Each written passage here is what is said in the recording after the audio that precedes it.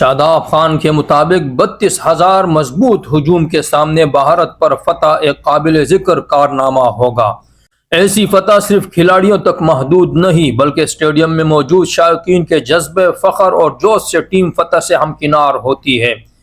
اپنی خواہشات کا اظہار کرتے ہوئے پاکستانی آل راؤنڈر شاداب خان نے اس سال کے آخر میں بھارت میں ہونے والے آئندہ ورلڈ کپ میں فتح حاصل کرنے کی خواہش کا اظہار کیا۔ بھارت اکتوبر سے نومبر تک ون ڈے ورلڈ کپ کے آئندہ ایڈیشن کی میزبانی کرنے والا ہے۔ راؤنڈ رابن فارمیٹ کو استعمال کرتے ہوئے 10 ٹیموں کا آپس میں مقابلہ ہوگا۔ پوائنٹس ٹیبل میں سرفہرست 4 ٹیمیں پلے آف میں پہنچ جائیں گی۔ شاداب خان نے ٹورنامنٹ کے دوران ایک مضبوط اجتماعی کارکردگی کی اہمیت پر زور دیتے ہوئے ورلڈ کپ میں شرکت کرنے والی تمام ٹیموں کی اہمیت کو محسوس کیا۔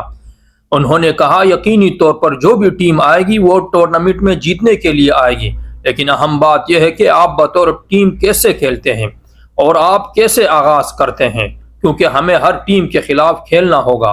یہ تمام ٹیموں کے لیے ایک بہترین موقع ہے۔ ورلڈ کپ کی طرف اپنے سفر پر گامزن پاکستانی ٹیم سری لنکا میں افغانستان کے خلاف ون ڈے سیریز سے اپنی تیاریوں کا آغاز کر رہی ہے۔ اس کے بعد بابر اعظم کی قیادت میں ٹیم 2023 کے ایشیا کپ میں شرکت کے لیے روانہ ہوگی۔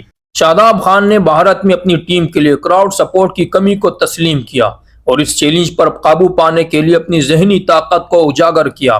اس لحاظ سے ہمیں ذہنی طور پر بہت مضبوط ہونا پڑے گا۔ ہمارے کھلاڑی ذہنی طور پر مضبوط ہے۔